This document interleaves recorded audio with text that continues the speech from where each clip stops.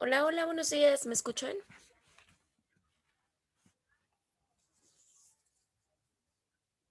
Hola, Miss, buenos días. Sí. Hola, Hola, Miss. buenos días a todos, buenos días. Un favorzote, ¿me podrían recordar dónde nos quedamos la sesión pasada? Bueno, ¿dónde me quedé con ustedes?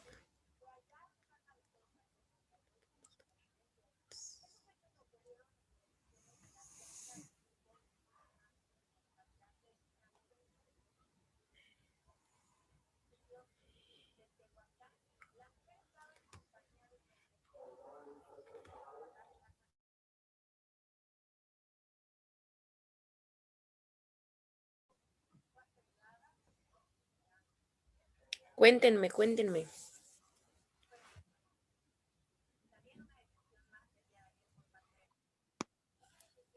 Miss, creo que nos quedamos en el proceso ejecutivo.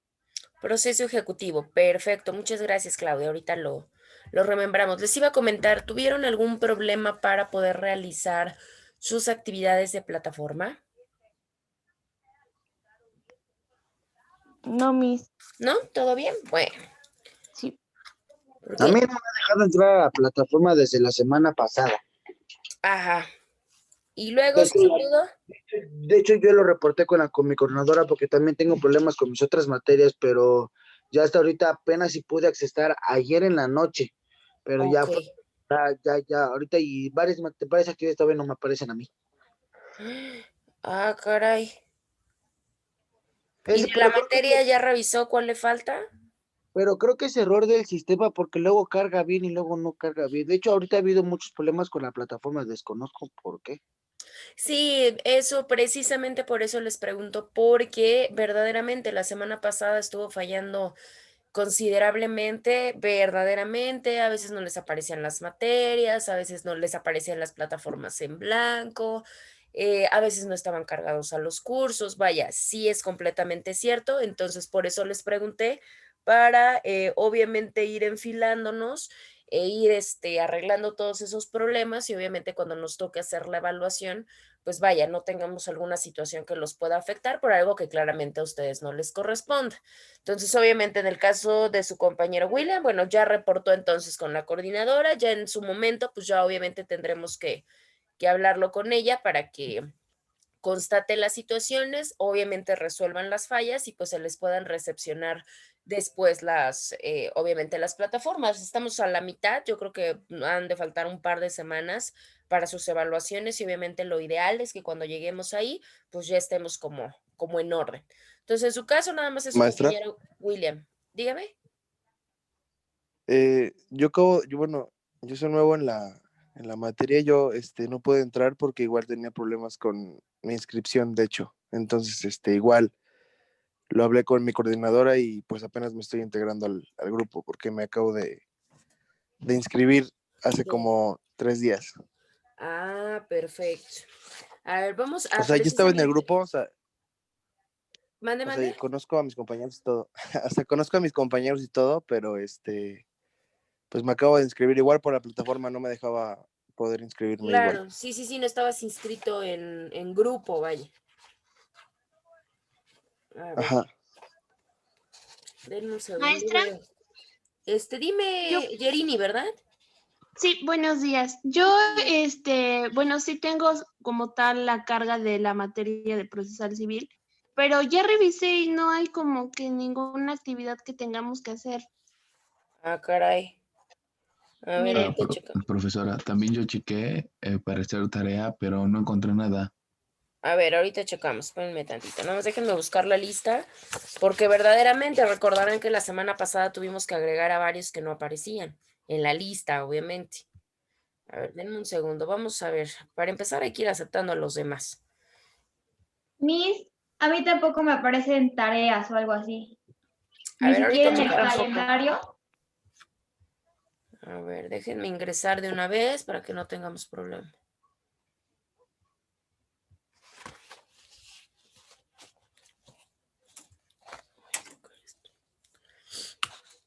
Mm,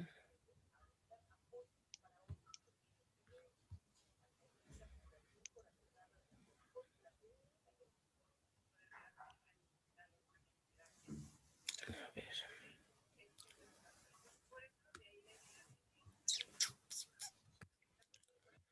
Ok, tienen cargadas 4, ¿cómo se llama? 4 pestañas. Bueno, obviamente la cuarta tiene que ver con el primer parcial, obviamente la generación de su examen y alguna cuestión o algún trabajo que ingresemos.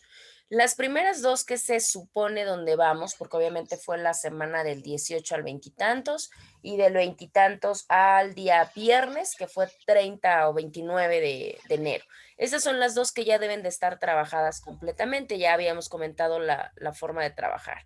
A ver, vamos a abrir la pestaña. Es más, se las voy a proyectar para ver si qué hay y qué no hay verdaderamente. Va a haber pestañas que tengan solamente material de apoyo y que no tengan forzosamente una actividad. Yo les había comentado.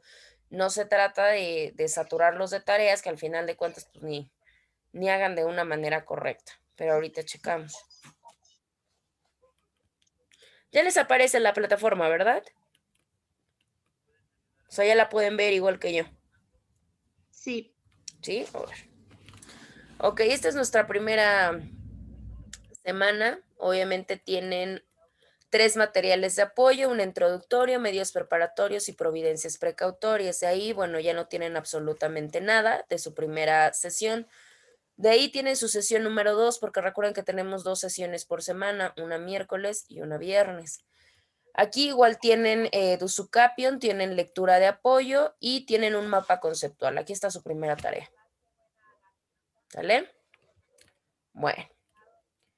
Ahí la están viendo para que no haya ningún problema. Es sesión 2 de la primera semana, o sea que esa tarea ya está completamente vencida.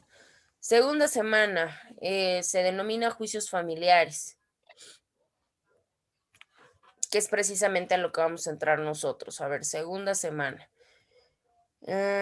Aquí tienen su contenido, tienen su material de apoyo, les explica obviamente las clases de juicios, tienen una explicación de juicios sucesorios, obviamente contencioso y no contencioso, tienen una lectura de sucesorio y tienen un cuadro sinóptico, segunda tarea. Y la sesión cuarta, a ver, déjenme ver, en la sesión cuarta tienen acción y tienen una clasificación de acciones y tienen un resumen. Tercera tarea. Entonces ya tienen 3 tareas ya pasadas. Miss, es que yo, por ejemplo, estaba viendo lo de estudio de caso porque pensé que esa era la tarea No, y le daban estudio de caso y no aparecía el caso. no. O sea, no aparecía nada. Si nos damos cuenta donde nos habla en valoración, valoración es cuando se les evalúa precisamente bajo algún régimen con alguna situación. Obviamente sus Sí. actividades tienen que estar acá donde dice actividades. Ahí es donde aparecen sus actividades. Sí, Bueno, obviamente. pero ¿Mande?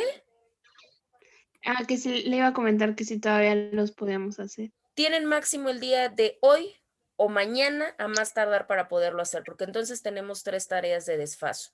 Precisamente por eso la primerita sesión yo les expliqué y me aventé como 1 hora explicando toda la forma de evaluación, toda la mecánica. De hecho, entonces aquí tendríamos una problemática, porque entonces quiere decir que si nosotros nos estamos yendo directo acá a valoración, quiere decir que nos estamos brincando todo esto. Obviamente toda la parte de actividades que son todas las lecturas. Claramente por eso no vemos que acá me dice resumen, no vemos que me dice mapa conceptual, no vemos que me dice cuadro hipnótico. Y eso a mí me preocupa mucho porque entonces la realidad es que no están teniendo una cuestión autodidacta. Y Es que, maestra, no están leyendo, muchachos, eso está canijo. maestra, es que no es eso, sino es que mucho, como el cuatrimestre pasado tuvimos problemas igual con las materias, porque hubo materias en las que tenían actividades que ni siquiera tenían respecto que ver con la materia. Entonces, muchos maestros nos dijeron que nos fuimos a la parte de valoración, porque ahí es donde estaban nuestras actividades que nos pusieran. Igual, también hemos tenido este mismo problema de que hay actividades que se ponen automáticamente por el mismo sistema y vienen en un idioma que desconocemos y por eso siempre nos vamos a la parte de valoración, porque es donde nos valoran lo que hacíamos en la semana. No, muchachos, Ajá, no, aparte la luego verdad es nos que no. ponían, Bueno, por ajá, ejemplo, es Digo, que muy buenos aparte, días. probablemente sí tenga que ver esa parte. Yo lo sé, porque de hecho nosotros la plataforma no nos entregan en no sé qué idioma, pero precisamente nuestro trabajo es hacer todas esas modificaciones para que no nos aparezca en un idioma extraño y obviamente por eso nuestra plataforma es completa y hay que tener mucho cuidado. La plataforma tiene una estructura y obviamente la estructura es de darle lectura completa. De hecho, La primera clase yo fui muy clara con ustedes y yo les dije, van a contar con materiales de apoyo, que es más, muy probablemente ni siquiera les pidan algún envío de archivo, que es lo que a ustedes muchas veces les preocupa. Y les decía, pero al final de cuentas, todo esto, por ejemplo, esto que tienen ustedes en pantalla, clases de juicios familiares y civiles, técnicamente todo eso ustedes ya lo leyeron, porque fue parte de la semana número 2. Ustedes ya leyeron este material de juicio sucesorio, contencioso y no contencioso. Ustedes ya leyeron una lectura de juicio sucesorio. ¿Por qué? Porque al final de cuentas son refuerzos y eso es una de las partes que sí, indistintamente de las entregas, que debemos de comprender todos nosotros.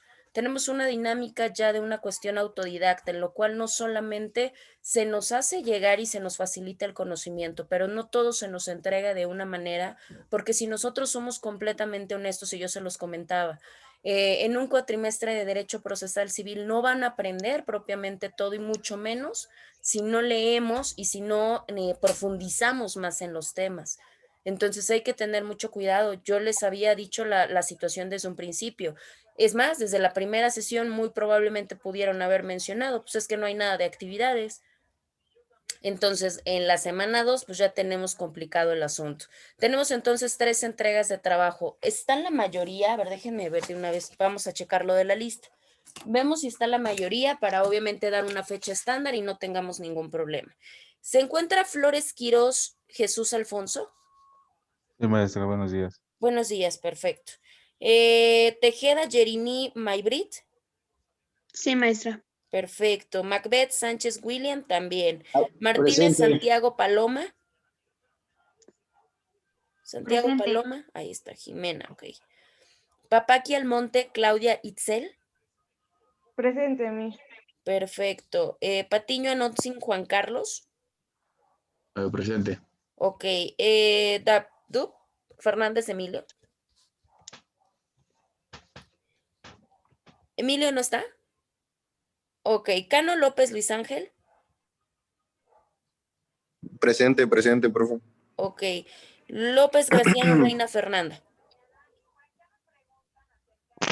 Presente. Ok, Fernanda sí está. Ahora sí, me falta alguien más, obviamente su compañero que se acaba de reinscribir, me imagino. Ah, Sí, Emilio, maestra. espérenme, le pongo Emilio porque Emilio está trabajando, pero sí está, ok. Quien me falta, por favor, que tengo entendido que nada más es una persona, me podría hacer llegar su nombre completo mediante el chat para que lo pueda agregar. Sí, maestra. Ok. Entonces, para que ya estemos. Ahí en fuera ya no me falta nadie más que no sea su compañero, sin más, no sé. A ver. Entonces, técnicamente están todos. A ver, espera. José Axel, ok. Martínez Flores, José Axel, ok.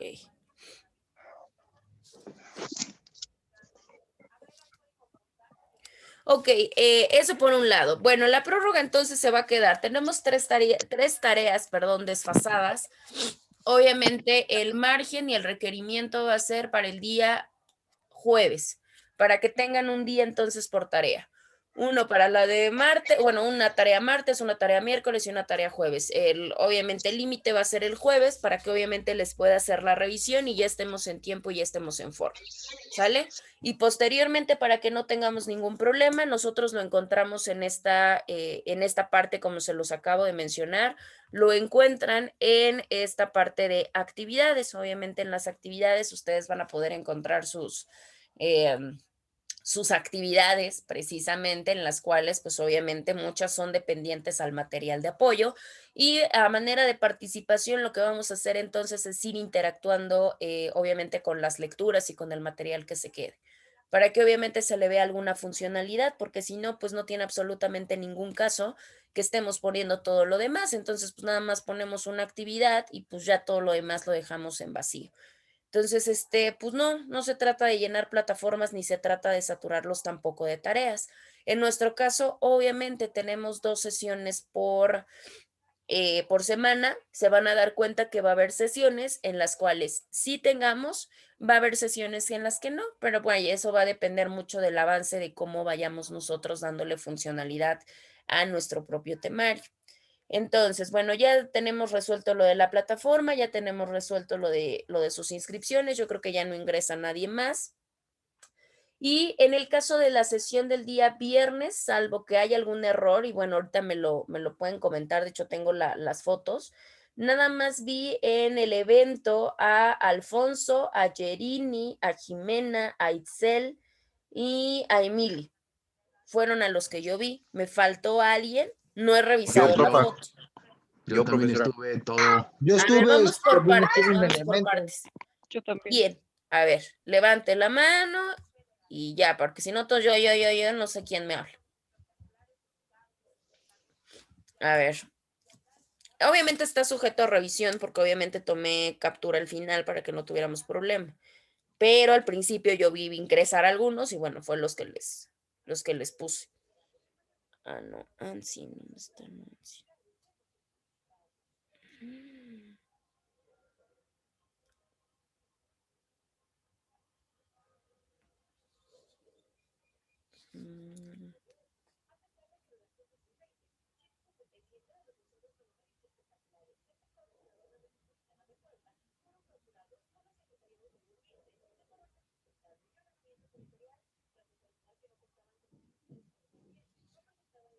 Juana Nancy.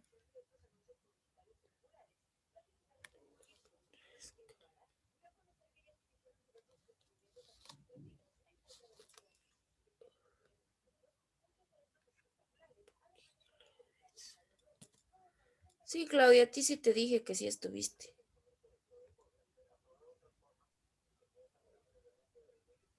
Sí, mis gracias. Ok, Reina, no. Ok, para que ya tengamos eso en forma entonces. Bueno, ahora sí. Entonces ya si no tenemos ninguna duda ni ninguna situación, ahora sí están todos. Entonces no hay ningún problema. A ver. Bueno, entonces vamos a quitar. Obviamente esta semana nosotros sería nuestra tercera semana, ¿sale? Para que no haya ningún problema. Tenemos ejercicio de la acción, que es nuestra semana. De hecho, tienen también su programación que les presenté en un principio. Obviamente nuestra tercera semana es bueno, técnicamente 1 de febrero, que fue inhábil, hasta el 5 de febrero, que quiere decir que obviamente sus actividades, yo creo que como límite, ahorita las voy a modificar para que no haya problema, pero pues el límite yo creo que sería el día lunes, ¿sale? Para la tercera semana, para que no haya ningún problema y no nos desfasemos. Bueno, ¿tienen alguna duda o alguna pregunta hasta acá? ¿Claudia, Luis? ¿O era la mano de hace rato? No, sí era la mano de hace La manita de hace rato, perfecto. Bueno, entonces espérenme tantito. Si no, acá no se ve mucho. A ver, ahí va y ahorita vamos a ver si ya se puede visualizar.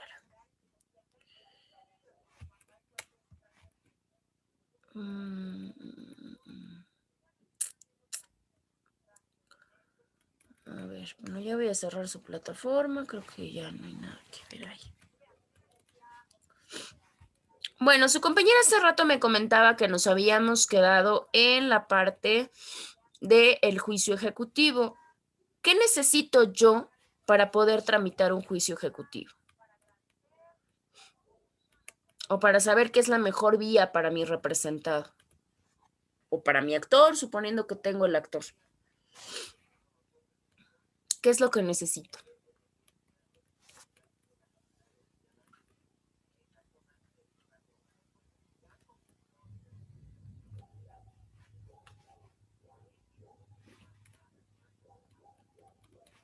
Los escucho, muchachos. Igual recomendación, tomen apuntes, porque si no, obviamente, pues lo visto en un mes va a ser muy complicado que lo podamos recordar en un examen. A ver, si mal no recuerdo, aquí está. Ahí está. Pues había dicho que, bueno, conforme al artículo Sí. 562, decía que el juicio ejecutivo precede cuando la acción se funda en un documento, Ok. que la obligación debe ser cierta, líquida y exigible. Perfecto. Efectivamente, para nosotros hablar de la tramitación de nuestro juicio ejecutivo de acuerdo a nuestro artículo, como bien menciona su compañera 562 de nuestro Código de Procedimientos Civiles, nos dice que claramente la acción, obviamente la acción en la cual nosotros vamos a emprender, se necesita un documento, pero no puede ser un documento cualquiera. El documento tiene que contener una obligación con 3 características indispensables. Por un lado, hablábamos de las características, que tenía que ser cierta, que tenía que ser líquida y que tenía que ser exigible. Decíamos, bueno, esto lo vimos claramente cuando vimos nuestro mercantil, pero como muchas de las veces, aunque lo hayamos visto, se nos puede olvidar, pues lo tenemos que recordar. Tenemos que recordar en qué consiste una obligación cierta, una líquida y una exigible. En el caso de la obligación cierta, tiene que ver cuando es un documento que tiene carácter de prueba preconstituida. ¿Qué quiere decir? Aquella que en automático se da por cierta. Además, a este tipo de documentos que se consideran prueba preconstituida, la ley les designa un nombre, que son precisamente aquellos documentos que traen aparejada ejecución, igual vistos por ustedes en la materia mercantil.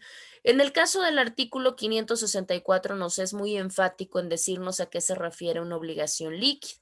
Y las obligaciones líquidas solamente son aquellas que están determinadas en un determinado plazo. ¿Qué quiere decir?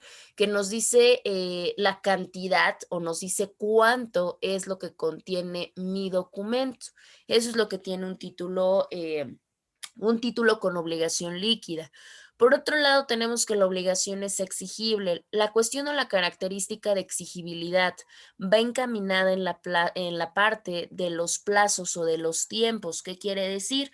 Cuando se trata de un plazo que ya se venció o de una condición que ya se cumplió y obviamente este cumplimiento ya no se puede rechazar, sino que se tiene que hacer forzosamente como mecanismo de cumplimiento de obligación. Todo esto ustedes en cuanto a cumplimiento, terminación, extinción, bueno, es parte de un capítulo de obligaciones. Vamos a poner el ejemplo en cuanto a la obligación exigible. Vamos a pensar que yo tengo un contrato, vamos a pensarlo de esta manera, vamos a ponerlo en la materia de contratos, que es una de las más sencillas. Vamos a pensarlo que lo tengo en la materia de contratos. Yo tengo un contrato de compraventa a plazos y resulta que mi plazo se vence el día 5 de febrero del año 2021. El día hoy, que estamos a 2 de febrero del 2021, no podrán emprender ninguna acción mis acreedores, ¿sí? ¿Por qué? Porque todavía no vence el plazo que me dieron. El plazo se vence el 5, no el 2. Por tanto, la obligación no es exigible, o sea, todavía no se puede emprender. Esto es muy importante porque claramente nos puede dar a conciencia que si nuestro documento con el cual pretendemos fundamentar nuestra acción no reúne estas 3 características, o sea, que no tiene aparejada ejecución, que no me dice cuánto es y que no me dice que ya se venció el plazo, claramente no podría exigir el cumplimiento de la obligación a través de este juicio ejecutivo, ¿sí? Ahora, ¿recordarán cuáles son los documentos que tienen aparejada ejecución?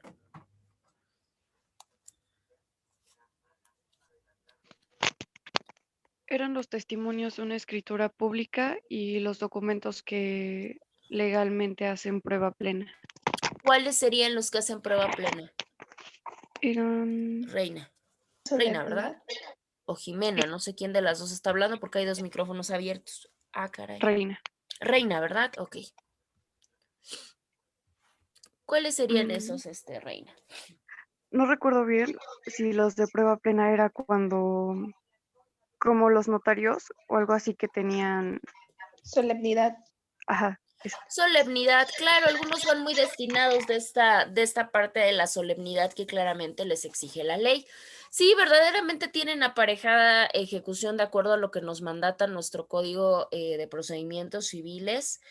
Podemos hablar, por ejemplo, de los testimonios, estos testimonios que se dan a raíz de la emisión de una escritura pública. Es más, También las copias tendrían la misma valorización. La única condicionante o la única situación es que estas copias hayan sido expedidas a través de una resolución del juez.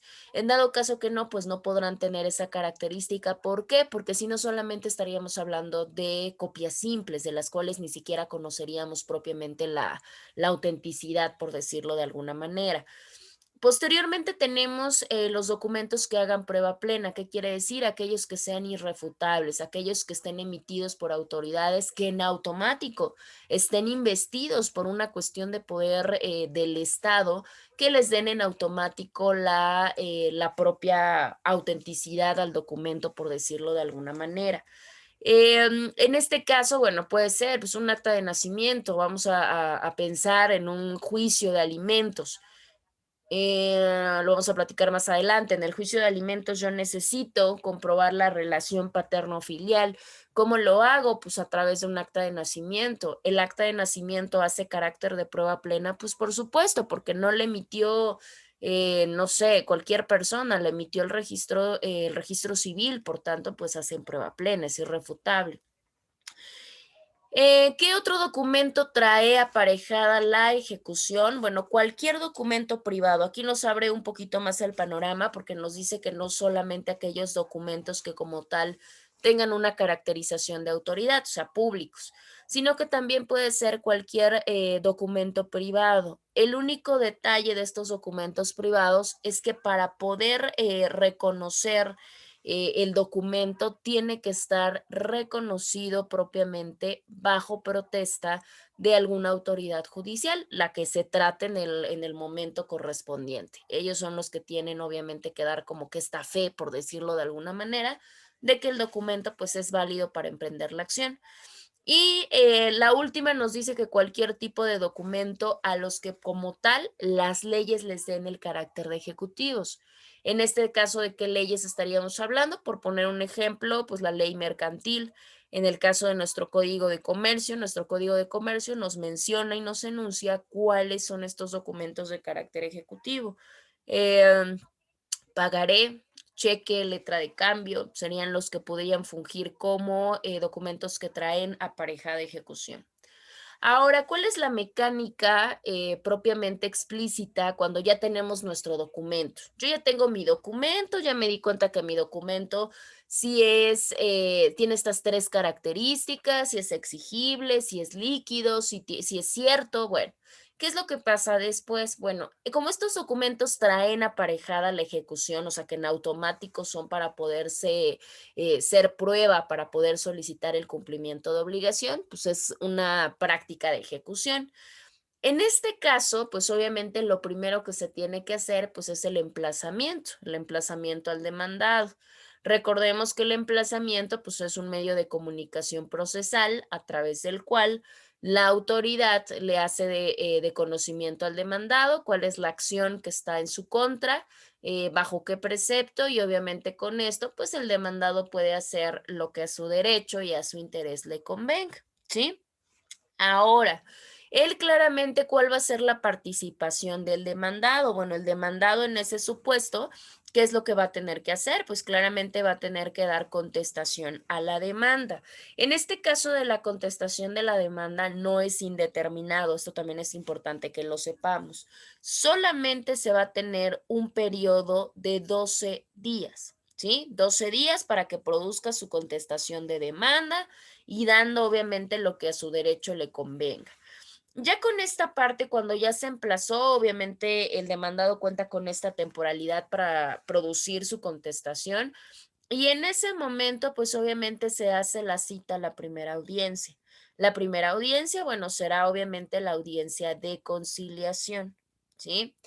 Ahora, yo ya les había, bueno, no recuerdo si les había comentado, si no lo vuelvo a comentar, no hay que confundir la audiencia de conciliación propiamente dicha con la conciliación como un mecanismo alternativo de solución de controversia, ¿sí? ¿Por qué? Porque específicamente Como mecanismo alternativo, bueno, es cuando nosotros ingresamos por voluntad para la resolución de un conflicto. Pero la audiencia de conciliación dentro del procedimiento, pues es la primera audiencia en la cual va a dar citación el juez para poder ver si de alguna manera se puede dirimir la controversia en esa primera audiencia. ¿Sí? Bueno. Ahora, otra de las cosas importantes, en el caso de la reconvención, nosotros ya habíamos platicado de la figura y habíamos dicho que es lo que coloquialmente se conoce como contrademanda. En este caso, en el juicio ejecutivo, cabe mencionar como nota que no es admisible la reconvención. ¿Qué quiere decir? Que no se puede contrademandar en la contestación de demanda cuando estemos hablando de un juicio ejecutivo. Mi pregunta versaría en el por qué. ¿Por qué creen ustedes que no puede existir la reconvención en el juicio ejecutivo? ¿Por qué será? Habíamos dicho que era porque el plazo era muy corto en el juicio ejecutivo. Bueno, supone que y una contrademanda pues alargaría lo que es el juicio. Ok, eso aplicaría en el sumarísimo, porque en el sumarísimo viene la situación de la rapidez o viene la situación de que se trate de economizar tiempo. En el caso del juicio ejecutivo no necesariamente, sino que recuerden que ya presentamos un documento como con carácter de irrefutable, por decirlo de alguna manera. ¿Qué quiere decir? Pues que este documento ya tiene ciertas características específicas que nos hacen denotar que la información contenida y las demandas solicitadas pues son claramente ciertas. Entonces una contrademanda como que en versión de qué podría ser si todo lo que necesitamos ya se encuentra contenido en el documento. Entonces ya sería como medio vicioso el asunto y se podría tomar como una cuestión solamente para viciar el procedimiento, pero la realidad es que no tendría mucha función de ser. Por tanto, pues obviamente la autoridad dice, bueno, pues en el juicio ejecutivo como todo, ya no es necesario que me digan gran cosa, porque la realidad es que todo está contenido en el documento, pues obviamente su contestación de demanda ya no puede venir contra una reconvención en contra del actor. Ahora, en este caso, si la sentencia claramente dictamina el cumplimiento del pago de obligación, pues obviamente recuerden que pues ya tendríamos un procedimiento de embargo y ya tendríamos un procedimiento de remate. Y con este procedimiento de embargo y de remate, pues claramente ya se procedería al pago al acreedor. Obviamente el periodo de trance, pues es todos los actos o las diligencias que se llevan propiamente entre el remate, entre el embargo y el remate. Obviamente esto visto en la parte de bienes generalmente hablando. El pago al acreedor, pues obviamente ya sería la última fase, o sea, ya sería como la parte ejecutoria de la sentencia, porque pues ya con eso se estaría terminando propiamente la relación entre un acreedor y entre un deudor propiamente. Bueno. Posteriormente el juicio, bueno, ya vimos el juicio sumarísimo, ya vimos el juicio ejecutivo. Vamos a hablar de otro tipo de juicio. El siguiente o los siguientes tipos de juicios son algo que se denomina como juicios especiales, tal cual. Los juicios especiales vamos a encontrar en el artículo 688 y obviamente posteriores. Vamos a encontrar una definición a veces un poco confusa, pero propiamente los artículos nos van discerniendo la propia interpretación del fundamento legal. De ahí la importancia de leer en demasía por un lado y obviamente por otro no solamente memorizar los artículos, sino claramente poder desentrañar e interpretar pues lo que nos dice cada uno de ellos.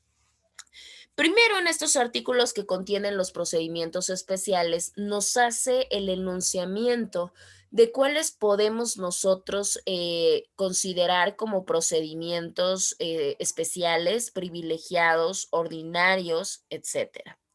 En el caso del artículo 679, nos habla de los juicios familiares y nos dice que los juicios familiares pueden ser de tres tipos.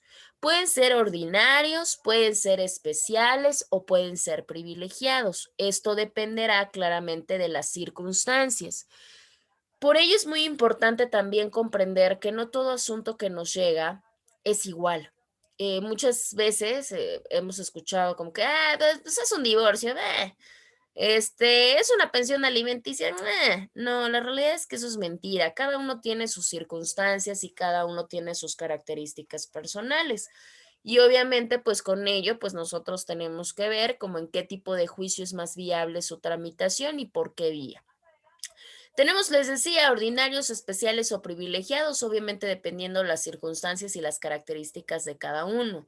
¿Se puede tramitar en vía oral sumarísima? Claro que sí, nosotros ya sabemos la manera y ya sabemos cuál es la ventaja de, en este caso, de la cuestión sumarísima, que bajo este concepto de oralidad, pues obviamente es un procedimiento pues más rápido. Esto generalmente es cuando no hay controversias, cuando hay situaciones o asuntos familiares en los cuales no hay propiamente una litis, una controversia, y obviamente para qué aventamos todas las etapas procesales, si en etapas procesales muy sencillas podemos llegar a la resolución del asunto.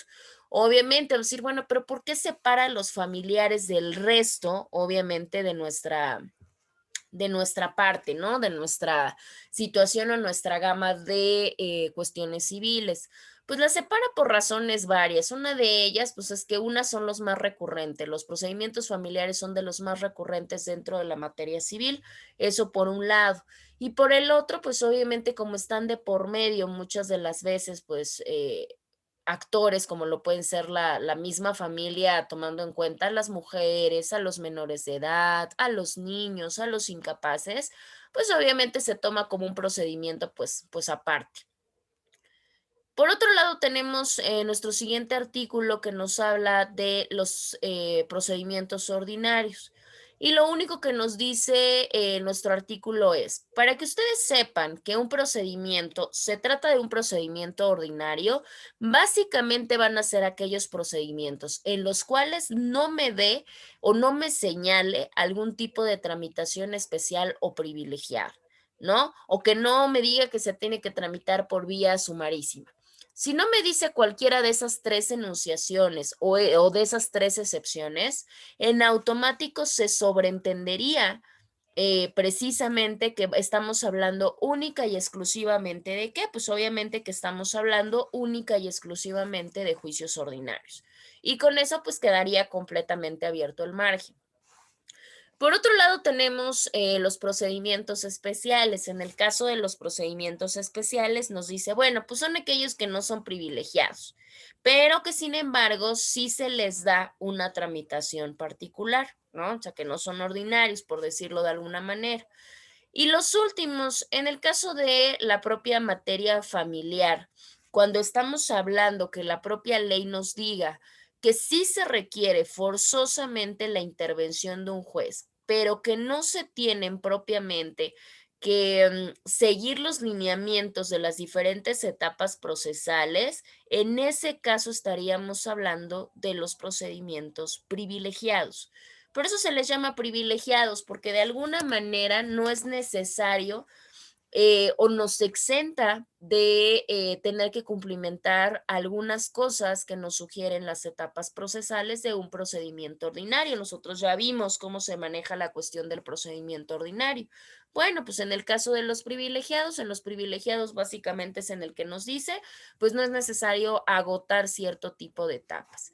Y así es como nos desglosa propiamente nuestros artículos subsecuentes y nos dice cuáles son los procedimientos especiales, cuáles son los procedimientos privilegiados, cuáles son los procedimientos ordinarios, ¿sí?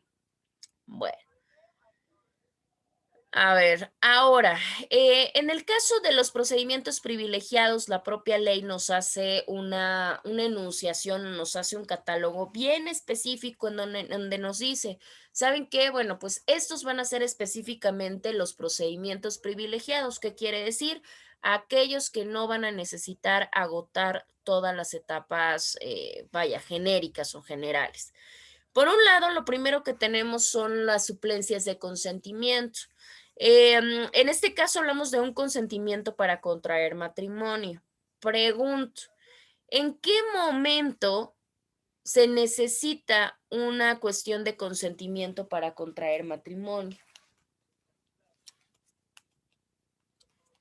Igual, esto es parte obviamente. ¿Cuándo eres menor de edad? Cuando eres menor de edad, pues obviamente necesitas como una cuestión de autorización. Y obviamente, pues el consentimiento, como no necesariamente lo puedo dar yo como contrayente, pues claramente lo tienen que dar, pues en este caso nuestros tutores, Pero etc. no en todos los estados aplica la ley del Código Civil en esa, porque por ejemplo en Puebla creo que no, nada más tienen que ser ambos que sean mayores de edad, creo. Ok, estamos hablando del Código de Procedimientos Civiles del Estado de Puebla. Ah, entonces sí. Sí, claro. En este caso, por Entonces, supuesto que aplica. Si somos mayores de edad, en automático podemos dar nuestro consentimiento. ¿Por qué? Porque recuerden que ya tenemos esta capacidad de ejercicio para muchísimas cosas. En dado caso que no, yo puedo contraer matrimonio sin necesidad o más bien sin poder ejercer mi propio consentimiento porque la ley no me lo acepta. Sí, claro que sí, pero se hace a través claramente de un consentimiento de tus padres, de tus tutores, etcétera, dependiendo cuál sea la circunstancia. Ahora, entonces, esta manera de cómo se suple mi consentimiento como contrayente, obviamente se puede obtener a través de una solicitud. Y esta solicitud se da a través de un procedimiento privilegiado por razones varias, y esto no es conocimiento, esto ya es más una parte de lógica y análisis de la norma. ¿Por qué se tendría que hacer mediante un procedimiento privilegiado y no por un procedimiento ordinario?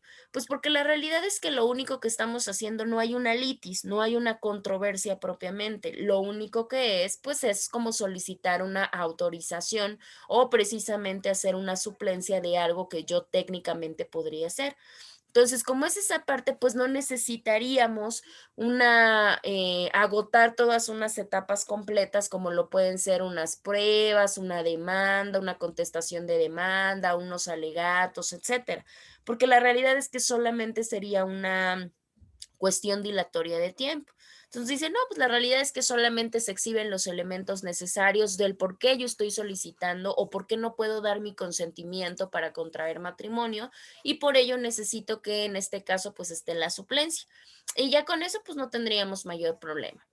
Eso por un lado. Por el otro lado tenemos la cuestión de la licencia judicial. Una licencia judicial se tramita también a través de un procedimiento privilegiado cuando se trata de obviamente de contraer matrimonio precisamente de un tutor, por ejemplo, o en su defecto del hijo de un tutor. Esto viene por razones varias, porque cuando hablamos de tutores, muchas de las veces como lo primero que nos viene a la cabeza, pues podría ser los padres, pero recuerden que no necesariamente, recuerden que muchas de las veces pues, los tutores no tienen absolutamente ningún tipo de relación filial, obviamente, con la persona. Si en algún momento el tutor quisiera contraer matrimonio con el tutoreado o el hijo de este quisiera contraerlo con el tutoreado, ¿se puede? Legalmente sí se puede, pero no se puede durante el proceso que esté ejerciendo el cargo de tutor. Entonces, si yo estoy ejerciendo, vamos a pensar que yo tengo un tutoreado y yo me quiero casar con él, pero yo en este momento estoy ejerciendo el cargo de tutor, lo que tengo que hacer para poder contraer matrimonio es solicitar una licencia judicial. Obviamente que me exente de mi cargo y yo pueda obviamente realizar o contraer el matrimonio. Esta licencia judicial también se saca a raíz del procedimiento privilegiado. Por lo mismo, porque la realidad es que no hay litis, no hay controversia, no hay problemática que me tenga que llevar a agotar todas mis etapas procesales. Pues la realidad es que aquí claramente estaríamos hablando de un elemento volitivo, o sea, hay voluntad de las partes y lo único que hacemos pues es para no tener alguna problemática legal en ejercicio de mi cargo, pues obviamente solicito la licencia, pero pues autorización sí tiene. Por otro lado, tenemos la cuestión de la calificación de impedimentos para el matrimonio. Nada más así, ¿cuáles son los impedimentos para el matrimonio?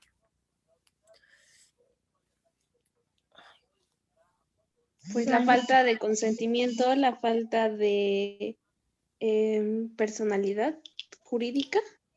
¿Cómo es eso? No, de capacidad más bien, perdón. De capacidad, claro. Tenemos un catalogado, vaya, general, obviamente lo que puede ser una cuestión de impedimentos para contraer matrimonio. Obviamente tenemos la situación consanguínea, que es una de las más importantes. Tenemos la situación de la capacidad legal, obviamente que seamos menores de edad, que seamos incapaces, etcétera. Bueno, Pues precisamente hay muchas de las veces en las cuales no se tiene propiamente bien delimitada si hay o si no hay un impedimento, pero muchas de las veces como entre particulares o no se tiene el conocimiento o necesito una cuestión judicial que refuerce si hay o si no hay, se puede solicitar esta calificación. ¿Qué quiere decir? Que el juez o la autoridad judicial me diga, a ver, esto consiste en esto y si es un impedimento y ahora lo tienes mediante un documento emitido por autoridad judicial. Estas calificaciones también se hacen por procedimiento privilegiado, porque al final de cuentas la problemática no es entre los contrayentes, sino básicamente pues es una decisión propia del juez. Posteriormente tenemos otro supuesto técnicamente interesante, bueno, no porque los demás no lo sean, pero pues este es peculiar. Vamos a poner el ejemplo. Vamos a pensar, ustedes ya son mayores de edad todos, pero vamos a pensar que su compañera Yerini va a contraer matrimonio, ¿sí?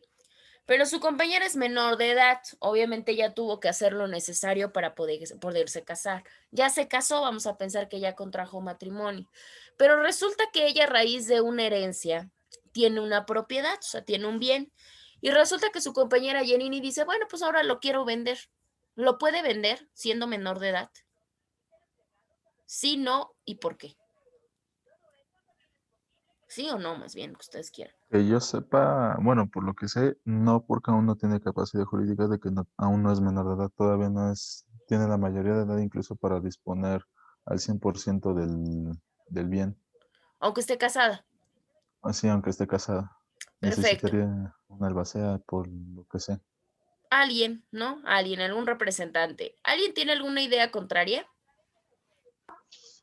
En todo caso, a veces, bueno, no sé si se pueda en cuestión de por qué al momento de que tú contraes matrimonio, tú ya te estás considerando una persona capaz, con las capacidades de ser mayor de edad. No por algo ya estás contrayendo un vínculo matrimonial en cuestión de que tú ya eres prácticamente, ya estás considerado con la madurez suficiente o con la capacidad jurídica para poder vender esa propiedad. Claro. Es como sería una emancipación, se podría decir. Ajá. Ok, claro. En el caso de su compañero William tiene un punto muy lógico y obviamente va muy de la mano con la parte de la figura de la emancipación. Bueno, pues si yo ya solicité lo necesario, ya me casé, ya tengo esta suplencia de consentimiento, ya me lo otorgaron, ya contraje matrimonio, pues digo, la lógica que nos podría llevar es de decir, bueno, pues por supuesto, pues yo puedo hacer con mi vida y con mis bienes lo que pues yo quiera. Sería lo ideal y sería la cuestión lógica. Pero resulta que no, acá tenemos una problemática porque la realidad es que como bien comentó su compañero Jesús, sí, creo que sí fue Jesús, Sí, la realidad, sí, ¿verdad? Sí se necesita una autorización. Sí necesitamos una autorización a personas, aunque estén casadas, pero que sean menores de edad. Esto solamente aplicaría cuando precisamente quieran enajenar un bien, cuando quieran grabar un bien, cuando quieran hipotecar un bien, etcétera. Y esto pues va contra la propia lógica de lo que generalmente nosotros podríamos creer, pero en el caso específico de la transmisión de bienes, o sea, o alguna cuestión de algún grabado de bienes, sí se tiene que solicitar propiamente la autorización. ¿Por qué? Porque muchas de las veces el hecho de que yo tenga capacidades o de que yo tenga algún tipo de emancipación en cuanto a ciertas cuestiones personales o en cuanto a ciertos marcos, digamos que civiles, por decirlo así, en el caso de la transmisión de bienes o de grabar algún tipo de bien, en ese caso sí se tiene que solicitar autorización. Digo, bueno, esto ya tiene que ver con la cuestión del juez, de que obviamente el juez va a tener que dar esta propia valorización de si realmente sí podemos o no podemos claramente vender. Digo, y aquí podría depender, ¿no? Se solicita una autorización para hacerlo per se o en su defecto, bueno, se hace interpósita persona. En este caso ya manejaban, bueno, si es una herencia, pues una albacea, un representante o alguna otro tipo de persona que tenga la capacidad legal de transmitirla y no solamente de transmitirla en cuestión de enajenación, es una compra-venta, sino hasta en el caso de poder grabar una propiedad o hasta de poderla hipotecar, se tiene que pedir la autorización. Y ahora, ¿qué pasa si no se pide esa autorización y se enajena? ¿Qué es lo que pasaría?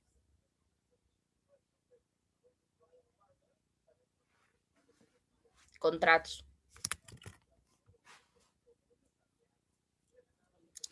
A ver, déjenme ver el chat, espérenme tantito. Claro que sí, Axel. Sí, ningún problema, te dejo entrar. ¿Por qué será? A ver, ¿puede repetir bien la pregunta, Claro. maestra? Claro, en el caso, por ejemplo, de que nosotros seamos menores de edad, ustedes pónganse, soy menor de edad, pero resulta que ya me casé, bajo la lógica de que técnicamente ya estoy emancipado, bueno, pues, ¿qué es lo que voy a hacer? Tengo una propiedad, la quiero vender, agarro, la vendo. ¿Qué es lo que va a pasar con ese contrato de compra-venta? No se puede, Va contrato a es quedar nulo. nulo. Exactamente. Nulo. Aquí tendríamos una problemática porque en dado caso, y se los digo, porque ustedes muy probablemente dicen, pues yo ya lo sé, sí, ustedes como abogados, pero pues va a haber muchos de sus clientes, vean en el lado del vendedor o en el lado del comprador, que no van a tener idea de esto. Y es muy importante que lo sepamos, claro, porque recuerden que la capacidad es uno de los elementos de existencia. Entonces aquí tendríamos una cuestión, no podría ser una nulidad relativa. ¿Por qué? Porque no es subsanable, tendría que ser una nulidad absoluta. Entonces aquí, bueno, por eso hay que tener mucho cuidado cuando se elaboren cierto tipo de actos jurídicos, cuando obviamente no se tenga la capacidad legal, porque si no, sí se vuelve muy delicado y obviamente podemos buscar muchas problemáticas. Bueno. Ahora, por otro lado, para evitar precisamente que esto pueda pasar, pues por eso es que la autoridad judicial dice, bueno, pues necesitas una autorización para que precisamente tú puedas realizar cualquiera de estos actos, porque al final de cuentas, si tú no lo haces y al final de cuentas desarrollas algún tipo de transacción por ese bien, pues obviamente vamos a tener una cuestión de nulidad o hasta una cuestión de inexistencia, dependiendo obviamente la tentativa y la mecánica que se pueda manejar. Bueno, y tenemos un siguiente que también nos maneja nuestra ley como un trámite que se puede realizar a través del procedimiento privilegiado. Pero dentro de esta parte, dentro de la fracción, bueno, dentro del cuarto supuesto, no solamente tenemos la de los menores de edad, también tenemos la de el cambio del régimen económico y la modificación de capitulaciones. Estas dos ingresan dentro de él. En el caso del cambio de régimen, no quiere decir que el hecho de que yo haya decidido mal, porque suele pasar, luego estamos bien enamorados y, ay, no pasa nada en el régimen, lo mío es tuyo y lo tuyo es mío y todo bien padre. Pero resulta que con el paso del tiempo, pues vemos que la situación no es tan viable. Y no, digan, bueno, ya me casé por ese, ya ni modos. No, la realidad es que se puede hacer un cambio de régimen, obviamente de régimen económico del matrimonio. Y obviamente esto no lo hacemos mediante una autorización propiamente judicial, y quien se encarga de dar esta autorización, pues obviamente el juez, y lo da a través de un procedimiento privilegiado. Eso por un lado. Por el otro lado, a veces no queremos cambiar el régimen, estamos bien con el régimen y no hay ningún problema, pero lo único que queremos cambiar son algunas capitulaciones o algunas especificaciones dentro de las capitulaciones que yo firmé en el momento de contraer matrimonio. ¿Se pueden cambiar las capitulaciones? Por supuesto que se pueden. Y la vía por excelencia, pues sería el procedimiento privilegiado. A través del juez, bueno, el juez constata qué es lo que queremos modificar de las capitulaciones y listo. Porque estos dos elementos también son tramitados por este tipo de procedimiento por una cuestión muy básica, porque no hay litis. Si yo quiero cambiar mi régimen o si yo quiero cambiar mis capitulaciones, pues técnicamente es por común acuerdo, ¿no? Obviamente la otra parte tiene el conocimiento. No hay litis, no hay problema, solamente queremos hacer una modificación legal, que es como todo técnicamente lo tendríamos que hacer de acuerdo y conforme a los procedimientos legales. Bueno, eso era la anterior. Ahora sí, en el caso de la separación del domicilio, Acá tenemos una situación un poquito más delicada a comparación de la parte de los bienes, el patrimonio, etcétera. Acá tenemos ya una situación un poquito más relacionada a la cuestión familiar. Obviamente cuando se necesita una autorización judicial para que exista la propia separación del domicilio considerado como domicilio familiar, sin importar si estamos hablando de cónyuges o si estamos hablando de concubinos, pues obviamente en esa situación, ¿quién se encargaría de darla, la autorización? Pues propiamente el juez. ¿A través de qué? A través del procedimiento privilegiado. ¿Por qué la separación del domicilio familiar se tramitará por procedimiento privilegiado? ¿Por qué creen?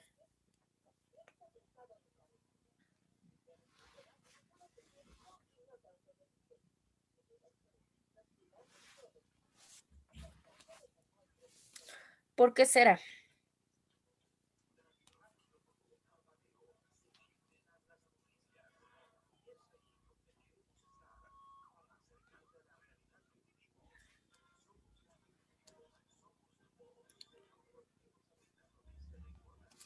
¿Por qué será? ¿Por qué será? ¿Por qué una separación de un domicilio se tendrá que tramitar por un procedimiento privilegiado?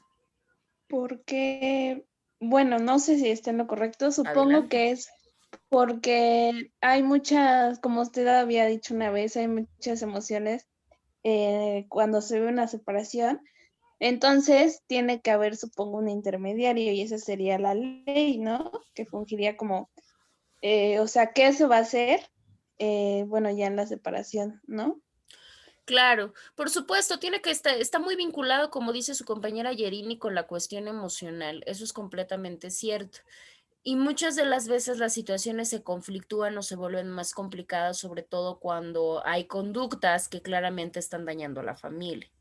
Entonces, muchas de las veces yo puedo querer emprender algún procedimiento para algún tipo de denuncia de violencia familiar, para una pérdida de patria potestad, si hay hijos, vaya. Pero de mientras, entre que se resuelve y no se resuelve, pues yo no puedo estarme esperando y estar conviviendo con el enemigo, por si lo quieren ver así.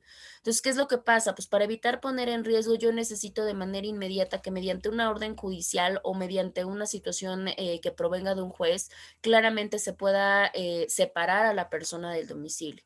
Bueno, pues precisamente por la gravedad y por la inmediatez que se necesita para poder proteger esta situación, pues obviamente la separación del domicilio pues será a través de un procedimiento privilegiado.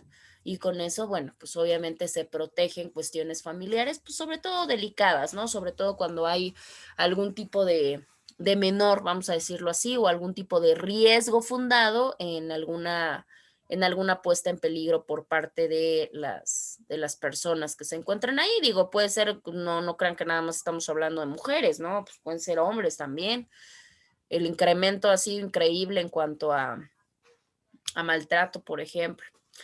Bueno, tenemos la siguiente. ¿Qué otra cosa es tramitada a través del procedimiento privilegiado? Tenemos la sustitución propia del administrador de la sociedad conyugal o cuando de alguna manera se quiere hacer la terminación propiamente de esta administración.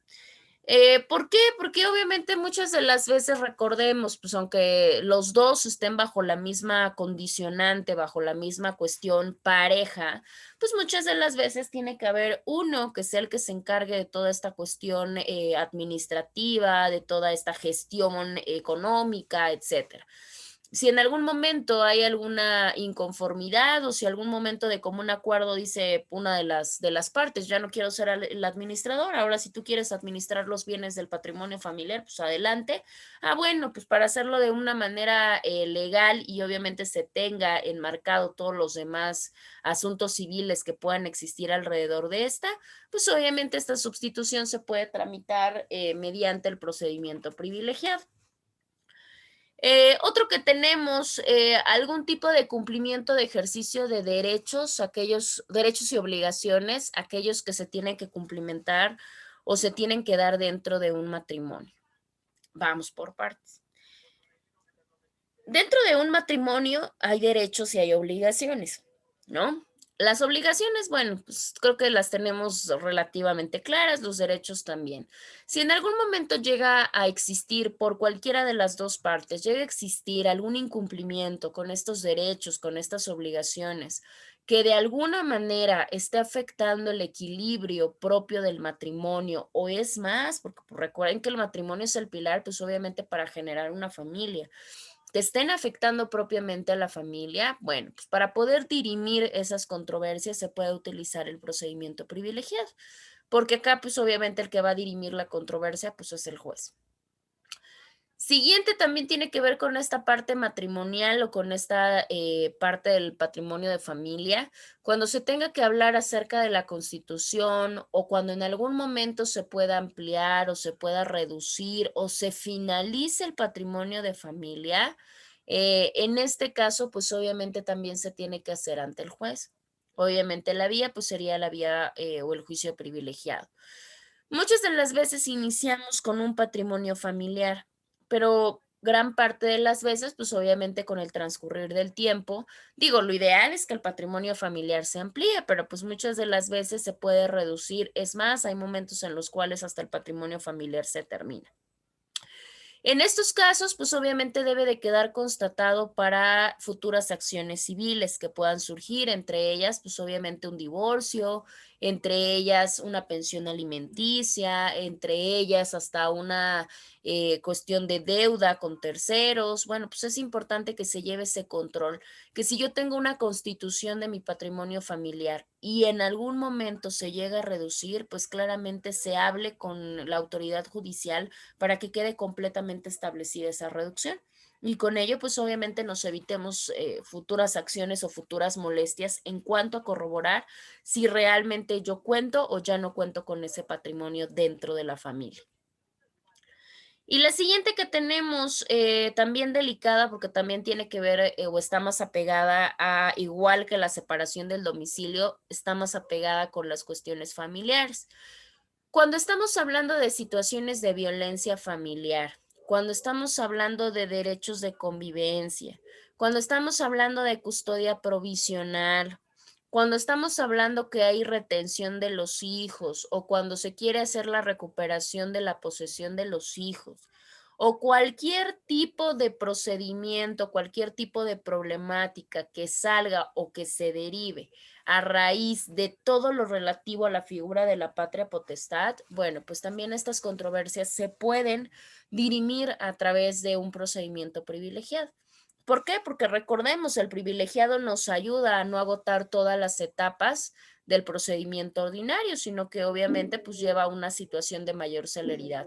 Y esto es más importante porque al final de cuentas, si estamos hablando de todo esto relativo a los hijos y a la patria potestad, pues muchas de las veces, la mayoría, pues son menores. Y obviamente en esta cuestión de los menores o de los incapaces, pues son grupos vulnerables. Entonces, obviamente está en riesgo su integridad, obviamente biológica, psicológica, física, emocional, etcétera. Entonces, para evitar que obviamente se alargue toda esta situación que pueda alterar o que pueda agraviarlos, pues obviamente se trata de hacer de la manera pues menos traumática, por decirlo de alguna manera. Recordemos, ¿iba a hablar Jesús? No, perdón, se me olvidó apagar el... Perdón, sí, es que vi como que la luz. Verdaderamente, pues obviamente aquí estamos hablando de muchas de las veces problemáticas, obviamente de pareja, pues los que están de por medio, los que están en el inter de la discusión, pues obviamente son los menores. Y la primera pugna que viene en el matrimonio después de finalizarse, pues es todo lo relativo a ellos. ¿Qué quiere decir? ¿Quién se los queda? ¿Quién los quiere? ¿Quién se los lleva? ¿Quién se los lleva a la mala? ¿Cuánto se les va a dar? ¿Cuándo se les va a ver? Etcétera, etcétera, etcétera. Entonces, pues obviamente en esta parte, pues tendríamos una de esas cuestiones. Es delicado porque pues eso de hablar de la posesión de los hijos, pues digo, estaríamos como cosificando el asunto, pero vaya, pues dentro de esta parte, pues se tienen que ver todos los derechos relativos a los mismos y la vía, obviamente por excelencia, sería la vía privilegiada. A ver, ay.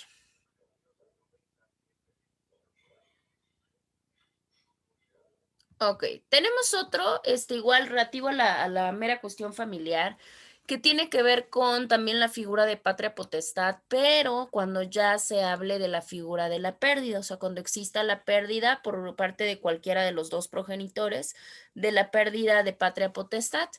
Obviamente, más allá, pues la que promueve, acuérdense que el defensor propio de los menores, pues es el Sistema Estatal para el Desarrollo Integral de la Familia, el DIF. Entonces, si el DIF promueve un procedimiento en cuanto a la pérdida de patria potestad, obviamente, ¿quién va a ser el encargado de resolver? El juez. ¿Y cómo se va a hacer? A través de un procedimiento privilegiado. En automático el DIF, recordemos que con una cuestión proteccionista, pues obviamente puede sustraerlos del núcleo, o sea, puede sustraerlos del domicilio y llevarlo y tenerlo bajo custodia.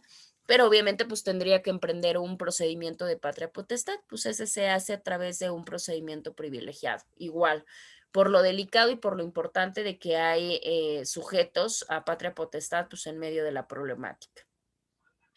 Siguiente, la declaración del estado de minoridad y en su caso el nombramiento, discernimiento de tutor, de curador y todo lo relativo a este. ¿Qué diferencia hay entre un tutor y un curador?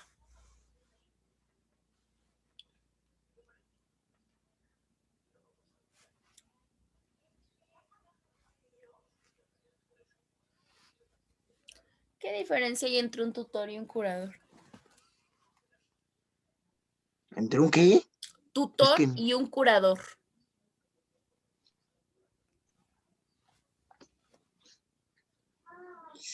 Ay, sí me acuerdo, es que estoy Adelante, organizado. adelante, no se presionen. Hay tiempo, hay tiempo. El tutor es el que a veces puede ser considerado el tutor ese que va a velar por los bienes del menor, por ejemplo, cuando hay una pérdida de los padres o cuando no hay una existencia como tal, por ejemplo, que los padres fallecen en un accidente y dejan una persona como el tutor responsable que va a velar por los bienes, por su educación y por todo lo que sea relacionado en plena su crecimiento cuando es menor de edad. Pero en el curador sí, es que sí, creo que el curador es que el que va a ver cuando hay como que un mal. Cuando hay un mal, ¿como en qué sentido?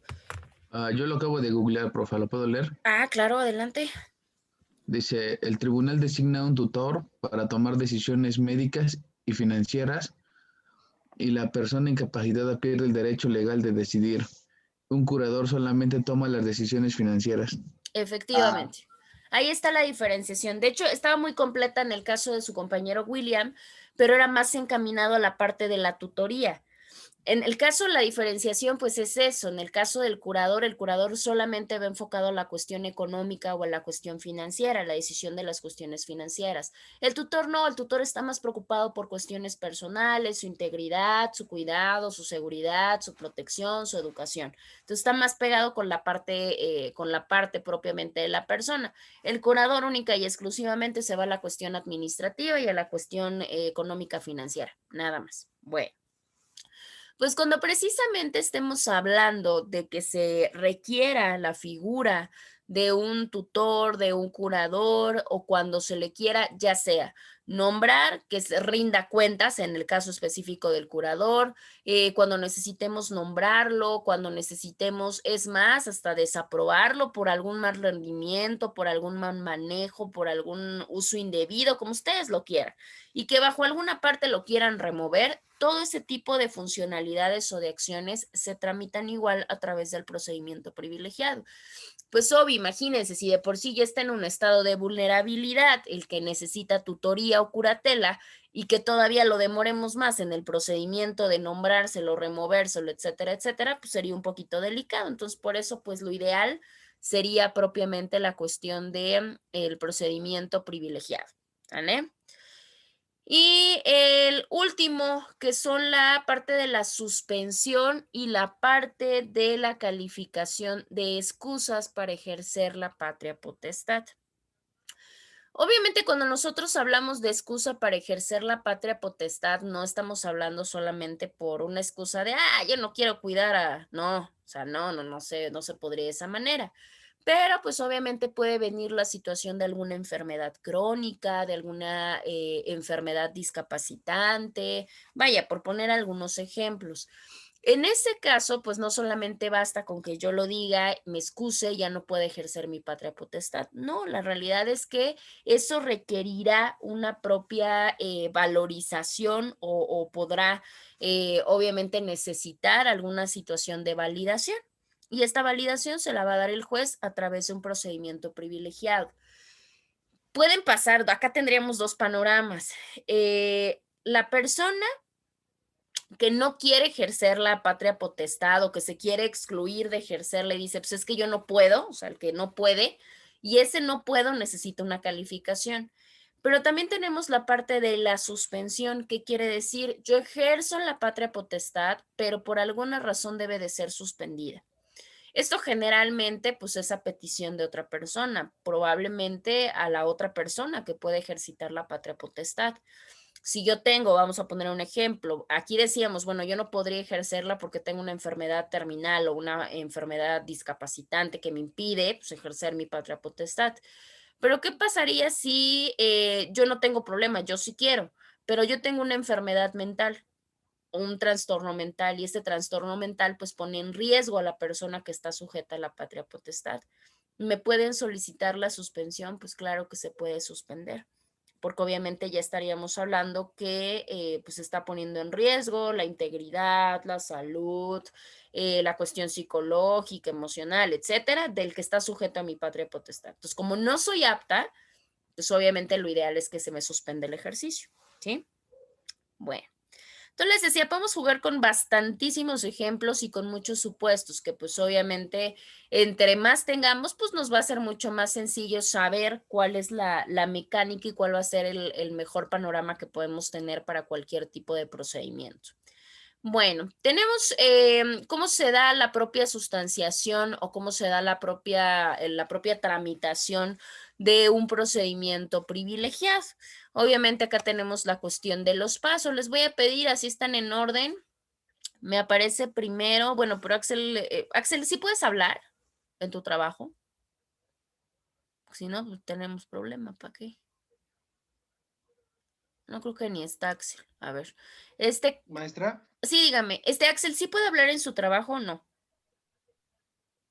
pero bueno, yo estoy en mi trabajo, pero yo no soy el que le dijo soy ¿Quién me dijo entonces del trabajo? él es Dabdub. Ah, ok. Ah, bueno, mejor. Ok, Yo Axel, soy el ¿me nuevo, acaba podrías? de entrar. Ah, perfecto, sí es cierto. Axel, entonces, ¿me podría leer el primer recuadro usted y el segundo recuadro Claudia, por favor? Este es el primero. El número 1, ok. Claro, dice, se formulará solicitud expresando la causa que origina la necesidad de la intervención judicial. Perfecto. En el caso del primero, digo, no hay mayor situación, pues obviamente para yo poder resolver mi problemática, lo primero que tengo que hacer pues es una solicitud. Si nos damos cuenta del procedimiento privilegiado, se habla más de solicitud que de una demanda. O sea, aquí no es una demanda, yo no estoy en contra de nadie. Lo único que estoy haciendo es una solicitud para que la autoridad judicial pueda intervenir. Tan tan es lo primero y lo indispensable. El segundo, por favor. Sí, Miss. 2. Gracias. Se señalará con toda precisión el nombre y domicilio de las personas que tengan interés. En el caso de que deban ser oídas, se convocará a las personas que tengan interés mediante un edicto publicado en el periódico oficial del Estado y otro en un diario de mayor circulación, para que comparezcan en el plazo de 15 días, son 15 15. Sí, días. hay, discúlpeme, sí le puso un color bien feo. 15 días, son 15. Bueno, en esta parte, ¿qué es lo que tenemos? Bueno, en esta parte lo que tenemos es, obviamente, aunque sea una solicitud, pues claramente debe de haber no solamente la interesada soy yo, debe de haber terceros interesados o aquellas personas que puedan tener algún tipo de interés dentro propiamente de esta solicitud. ¿Qué es lo que se hace? Pues obviamente se les tiene que dar comunicación o aviso. Tengo que proporcionar el nombre propiamente y el domicilio. Si hay alguna persona que denote algún interés, ¿cómo lo puedo notificar? Bueno, pues la única manera sería a través de un edicto, ¿no? Obviamente a través de un periódico del Estado y otro edicto a través del periódico de mayor circulación. Pues es muy complicado. La realidad, fíjense que esos procedimientos son complicados en cuanto a que un tercero se apersone. ¿Por qué? Porque muchas de las veces la realidad es que, pues, para empezar, ni siquiera ya no leemos un periódico y mucho menos la sección de dictos. Entonces es un poquito complicado. Y el periódico oficial, en este caso del Estado, pues muchísimo menos. Entonces muchas de las veces, pues ya los terceros, pues ni enterados están. Ya la única situación, pues es la única, obviamente, solicitud que se puede realizar ante el juez. Bueno, la tercera, Jesús, ¿me podría hacer favor de leerme la tercera y William la cuarta? Sí, maestra. Gracias. Se ofrecerá con la solicitud cuando así se requiera las pruebas que sustenten la pretensión. Pretensión, claro. Obviamente en mi solicitud, pues yo como no solamente basta lo que pida por pedir, pues obviamente tengo, equiparando con mi cuestión de mi solicitud, pues tengo que también poner las pruebas en las cuales pues yo pueda acreditar que lo que pretendo pues es completamente válido. Entonces es una equiparación a la cuestión de las pruebas. Siguiente, por favor. Si la diligencia es de aquellas en que no debe darse intervención a terceros, el juez de encontrar fundada la pretensión decretará de plano la medida. Uy, está medio chico. Decretar, sí, ok. En el caso de esta parte, si nosotros no necesitamos la intervención de terceros, como en el caso lo que platicamos, puede ser una parte en la cual yo solicite algo en lo cual no necesito que absolutamente nadie más, ni perjudico ni beneficio a nadie, solo depende de mí. ¿Qué es lo que hace el juez? Pues obviamente el juez ya no tendría mayor situación que someter a decisión, solamente a una decisión personal. Él como autoridad puede tomarla y no pasa absolutamente nada, porque con esa decisión pues propiamente no agraviaría a nadie. La siguiente, Luis, por favor. ¿Cuál es, profa? Perdón. Esta, la 5. Ah, ok. Espera. Ah, caray, ya se lo moví, ya ve, espéreme tantito. Ahí está. Sí, Ajá. Si conforme a la pretensión debe darse intervención a terceros, se les correrá traslado para que en el término de días contesten lo que a su interés convenga y ofrezcan las pruebas contundentes al caso. Perfecto. El lapso igual, tuve problema de color acá, son 3 días. Acá son 3 días, ¿sale? Ese es el lapso. En este caso nos dice que sí, conforme a lo que nosotros o a la medida que nosotros estemos solicitando, sí se requiere una intervención de terceros. ¿Qué quiere decir? Que el juez sí necesita escuchar lo que dice un tercero. Bueno, pues precisamente recuerden que le va a notificar, pero no le va a notificar y le va a decir, bueno, ya te enteraste, ahora puedes contestarme cuando tú quieras. No, solamente va a tener 3 días para poder contestar obviamente lo que a su derecho e interés convenga. ¿Qué quiere decir? Bueno, pues si tiene algún tipo de afectación o si no tiene ningún tipo de afectación. Reina, por favor, ¿me podría leer el siguiente, que es el número 6? El juez señalará día y hora para la celebración de una audiencia en la que tratará de avenir a las partes. De no lograrlo, se desahogarán las pruebas que así lo requieran. Se escuchará quien desee anunciará la resolución. Perfecto. En este caso, ¿qué es? Bueno, pues ya que sabemos, ya que recibimos la contestación, ¿qué es lo que viene? Pues obviamente se tiene que celebrar una audiencia. En esa audiencia se hacen los actos, todos los actos en ese momento. ¿Qué quiere decir? Que se les va a buscar a venir a las partes, o sea, van a buscar que tengan algún tipo de conciliación, por decirlo de alguna manera. Si no concilia, no pasa absolutamente nada. En ese momento se desahogan las pruebas que en este caso contengan las partes. En ese momento, acabando las pruebas, se les da la palabra para que obviamente las partes puedan alegar lo que a su derecho convenga y de manera inmediata se pronuncia la propia resolución. Entonces, si nos damos cuenta, la realidad es que obviamente es muy rápido porque ya nos evitamos que en un diferimiento de audiencia se puedan ir llevando diferentes actos. En ese momento pues se desarrollan todos los que se tienen que desarrollar. Y al final, pues obviamente se toma la decisión por parte del juez. Una resolución en un procedimiento privilegiado, o sea, la actuación del juez no requiere mayor cosa que lo que puede requerir cualquier otro tipo de resolución judicial. ¿Qué quiere decir? Con que la resolución esté debidamente fundamentada y motivada, con eso no hay absolutamente ningún problema. No necesita que, como es procedimiento privilegiado, necesite algún tipo de requisito extra. La realidad es que no pasa absolutamente nada. ¿Hasta acá tienen alguna duda acerca de lo que se puede tramitar y cómo se tramita un procedimiento de carácter privilegiado?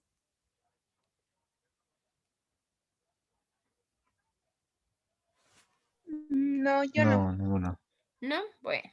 De todos modos, bueno, si van tomando algún apunte y demás y de momento le vuelven a dar lectura o alguna cosa y les surge alguna duda, no hay ningún problema. Pues el día viernes, obviamente ya tenemos, aunque tenemos menos tiempo, pero bueno, ya bajamos un poquito el ritmo, pues lo podemos platicar sin mayor problema. Ahora, en el caso de los procedimientos privilegiados en los cuales se trate de proteger o de tutelar los derechos de los menores, lo primero y a lo cual se va a atender las decisiones judiciales o las decisiones del juez tienen que ir encaminadas a proteger el principio internacionalmente conocido que es el interés superior del menor y claramente los derechos familiares. Es lo primerito que va a tener obviamente el juez. Si influye en esta medida o si influye en este procedimiento un menor, bueno, pues obviamente por lo que se va a velar es precisamente por la protección a ese principio.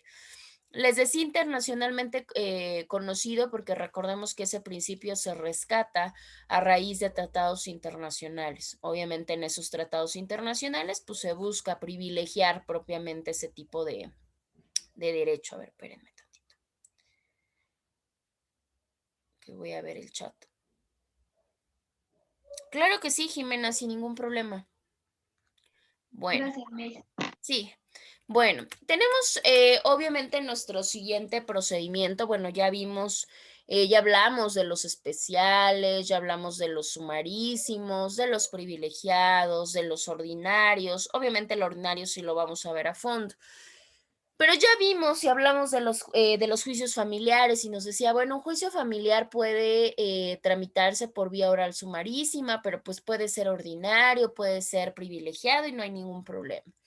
Uno de los más importantes en cuanto a que son uno de los más recurrentes, desgraciadamente, dentro de nuestro país, es precisamente el juicio de alimentos, ¿sí?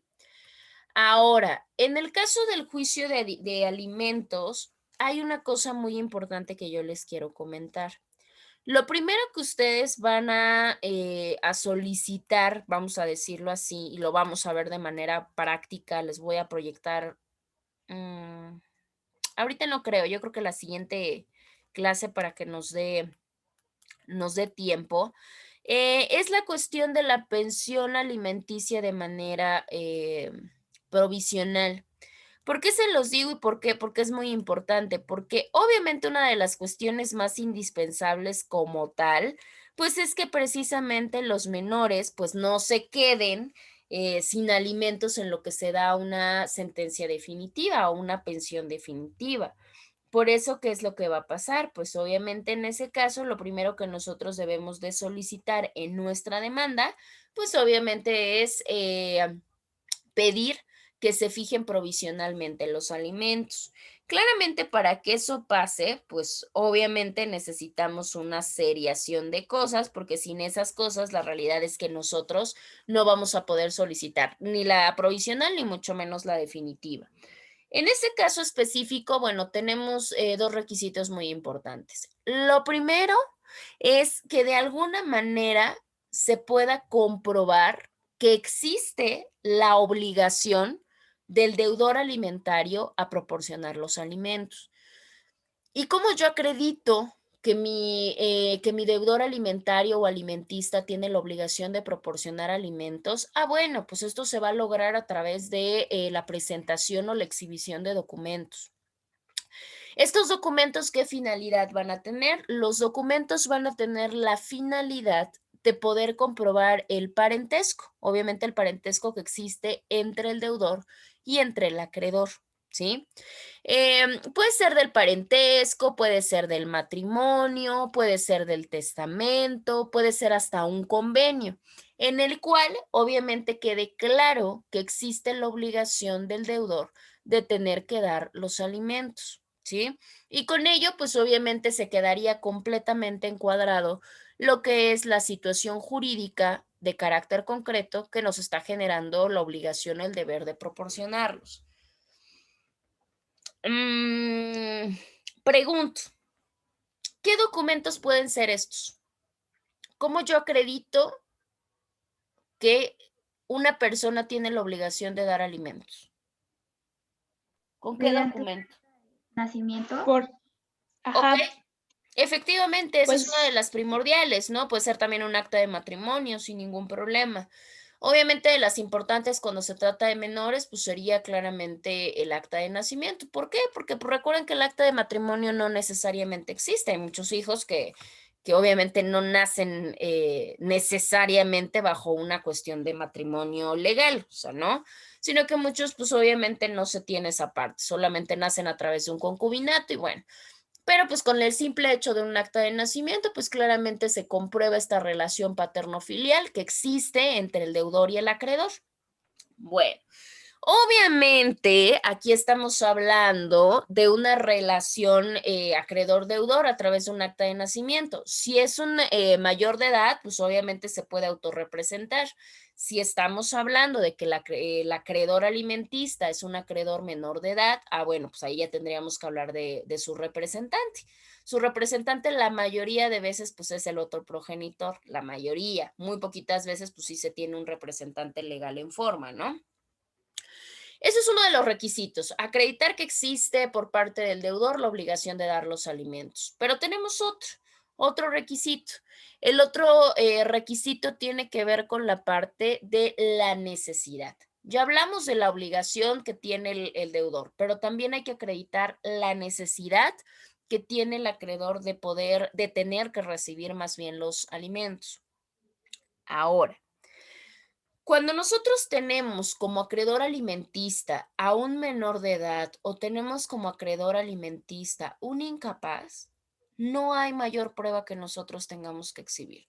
Con mi pura acta de nacimiento, bueno, estamos hablando de un acta de nacimiento del año 2015 en automático, pues yo estoy diciendo que el hijo, el acreedor tiene 5 años, pues en automático se deduce que tiene la completa necesidad de tener que recibir alimentos.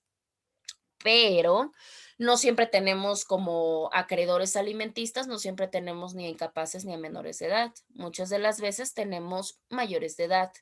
Recordemos que los mayores de edad también pueden seguir recibiendo pensiones alimenticias bajo cierto tipo de rubros, ¿no? Vamos a pensar que yo tengo una persona mayor de edad, ¿sí? ¿Cuál sería o cuáles serían los documentos fundatorios de la acción que servirían para acreditar su necesidad de recibir alimentos? ¿Cuáles serían? Una constancia de estudios que compruebe que sigue estudiando. Efectivamente, Jesús, así es.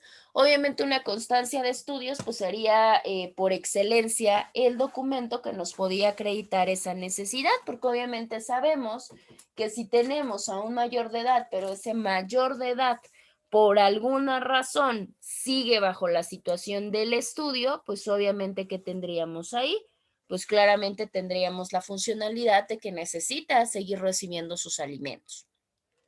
¿Y cómo acredita que sigue estudiando? Pues claramente a través de una constancia de estudios emitida por institución en la cual pues obviamente nos den datos como el grado, nos den datos como el nivel que se encuentra estudiando y obviamente pues acredite esta situación. Y con eso pues en automático tendríamos acreditada la necesidad que tiene el acreedor. Decimos, ¿por qué una constancia de estudios? Porque recuerden que bajo el rubro de pensión alimenticia, pues obviamente no solamente se encuentran alimentos necesariamente, sino que se encuentra también educación, salud, vestido, calzado, etcétera.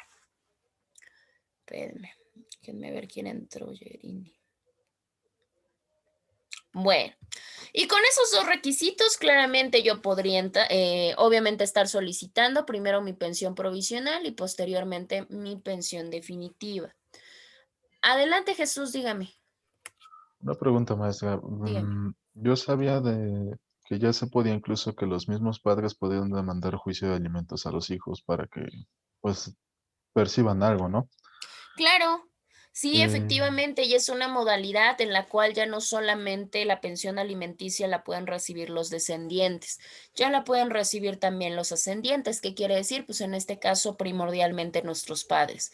En razón y en honor de qué, pues obviamente más allá de lo que hayan hecho por nosotros o no, pues obviamente tenemos una cuestión encaminada a la edad o a la enfermedad. Obviamente que ya los haga incapaces de poderse proveer por sí mismos de los medios necesarios para subsistir, sí se puede tramitar, ya se puede. Entonces, en un futuro ya estaríamos viendo un poquito más la figura, obviamente no se le ha dado tanta difusión, y pues vaya, muchos papás pues no están bajo ese lineamiento de quererles exigir a sus hijos, pero la realidad es que es una figura, ya se puede aplicar y pues yo creo que en un futuro vamos a poder ver un poquito más ampliada esa solicitud de alimentos, ya obviamente ya no de hijos para papás, sino de padres para hijos. Pero sí, Jesús, sí se puede. pero aquí como qué documentos hay, como en estos pasos que Lo para mismo, acreditarlo. en el caso, por ejemplo, del acta de nacimiento, con el acta de nacimiento se acredita la relación paterno-filial, obviamente que yo soy tu padre o que soy tu madre, y obviamente en la cuestión de la necesidad de recibirlos, pues puede ser hasta un acta de nacimiento, en este caso del progenitor, puede ser alguna pericial en, no sé, en algún área de medicina o en alguna que acredita que tiene una enfermedad o que tiene una discapacidad o que tiene una imposibilidad para trabajar. Cualquier documento que pueda ser obviamente específicamente médico que acredite la condición médica te puede servir para acreditar la necesidad de recibirlos. Obviamente, pues cuando ya son personas muy grandes, o sea, vamos a pensar unos 80 años, pues están de acuerdo que ya el papá ya ni siquiera necesitaría una cuestión médica para decir que la persona ya no puede trabajar. Pues claramente, por lógica mental, no necesariamente jurídica, pues obviamente el juez vería en manifiesto que verdaderamente la persona a esa edad ya no puede allegarse de medios para subsistir, y que por tanto, pues obviamente su descendiente o sus descendientes pues tienen la obligación de proveer alimentos. Serían como los más usuables, Jesús. Bueno, y no, ¿a poco no afecta el caso de que, por ejemplo, algún papá sea pensionado y aún así quiere el juicio de alimentos? Bueno, ahí ya tendrías, en este caso, pues ya le correspondería al demandado o ya le correspondería, en este caso, al deudor alimentista, comprobar que en este caso el progenitor sí tiene los medios para poder subsistir. Obviamente, pues ahí ya tendrías que enunciar que el progenitor se encuentra en algún tipo de pensión gubernamental o en algún tipo de apoyo social, o bueno, eso ya lo tendrías que argumentar. Obvio, acá tenemos un arma de doble filo, porque pues la mayoría de nosotros sabemos cómo está la cuestión de las pensiones. Y estamos hablando que en los ancianos que tenemos ahorita todavía son ancianos pensionados, algunos, pero les estoy hablando que en unos 20 años los ancianos que Ya lleguen, no ya va a haber. muchos de ellos ya no van pensionados. Entonces, ¿qué quiere decir? Que pues básicamente sí va a ser obligación de nosotros tener que sacar esa situación, porque muchos de ellos con lo que podrían contar sería con un apoyo. Son apoyo gubernamental, estos apoyos sociales. Pero si yo compruebo que tengo una enfermedad, no sé, se me ocurre, ¿no? Un cáncer, pues están de acuerdo que el apoyo social no va a servir para absolutamente nada. Entonces, probablemente ahí sí se tenga que fincar, obviamente, una pensión alimenticia para que el deudor tenga que solventar. Ok, bien. Sí, la verdad es que es cuestión de análisis, porque como les comento, cada caso, pues obviamente es diferente. Yo lo vi hace algún tiempo y decían, bueno, pero es que como mi papá me está demandando ahorita si mi papá nunca me vio, ¿no? Bueno, pues es que ya ahí sería cuestión porque pues podríamos caer exactamente en lo mismo en cuanto a los hijos, ¿no? Entonces no tendríamos esa funcionalidad como argumento de decir, bueno, pues es que no me vio, no nada, bueno, pues ya depende qué tanto se puede argumentar en contra, pero la regla básica es que si se necesita, o sea, si hay la necesidad y se acredita esa necesidad de tener que recibir los alimentos, se tienen que proporcionar. Entonces digo, es lo mismo que pasa con los menores. Es más fácil, obviamente, que se dé una pensión o que se obtenga una buena pensión para un menor de 5 años o para una persona que tenga alguna enfermedad mental que para una persona de 22 años que está estudiando en la universidad. Es mucho más sencillo porque al final de cuentas, pues obviamente el menor pues tiene una necesidad, no porque la persona que está estudiando no lo tenga, también tiene una necesidad, pero es una necesidad mayor por estado de vulnerabilidad del menor, que en este caso de una persona de 22 o 23 o 24 años que sigue estudiando en la universidad. Y eso también yo lo he visto en muchos deudores que sí viene la queja, ¿no? Así como de, bueno, pero pues ya tiene 25 años, o sea, ya que haga algo de su vida, ¿cómo le tengo que seguir pagando los alimentos? Bueno, pues eso ya dependerá también hasta de cuestión de criterio del juez.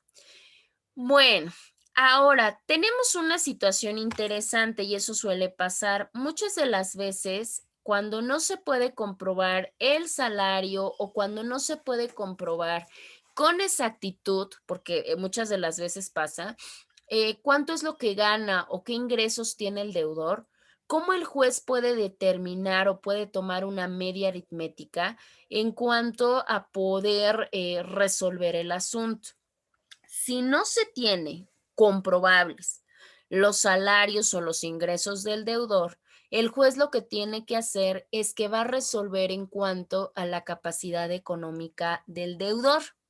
Y en cuanto al nivel de vida del deudor o que el deudor y los acreedores pues claramente hayan poseído, no de manera indeterminada, solamente va a ser 2 años, de 2 años a la fecha. Voy a poner el ejemplo. Vamos a pensar que yo ahorita tengo una situación de solicitud de pensión alimenticia, pero yo nunca supe cuánto es lo que ganaba en este caso la persona a la que yo voy a demandar, mi esposo, mi ex esposo. Y yo le voy a solicitar pensión alimenticia, pero la realidad es que yo nunca tuve ni idea de cuánto era lo que ganaba. O sea, no sabía la cantidad de ingresos. ¿Qué es lo que puedo hacer en esa situación específica? Bueno, pues en esa situación específica lo que se hace como tal que es, bueno, pues en este caso el juez va a decir, bueno, tengo que verificar cuál fue su capacidad económica y cuál fue el nivel de vida que todos ustedes llevaron. Si yo llevé, porque pues yo no laboraba, yo no contribuía, etcétera, solamente el cargo de la manutención era precisamente a cargo del deudor alimentista, pero resulta que teníamos menores que iban a clases de ballet, a clases de natación, a clases de karate, que estábamos inscritos en clubes deportivos, que mi pareja tiene un carro del año, que se tiene una vivienda evaluada en aproximadamente tal. Todas estas mecánicas de capacidad económica y nivel de vida claramente se puede asemejar a tener una media o un promedio de cuánto eran los ingresos o el salario propiamente del deudor alimentario. Y con eso, pues obviamente el juez pues, puede delimitar el porcentaje que él considere necesario. ¿Por qué les digo eso? Porque hay muchas personas que no tienen, y sobre todo en la actualidad, ya no hay muchas personas que trabajen bajo una cuestión de tener trabajos fijos propiamente, donde se cuente con todas estas prestaciones, con todo este pago de nómina y demás. Hay mucha gente que se dedica al comercio, hay mucha gente que se dedica a la cuestión empresarial, etcétera.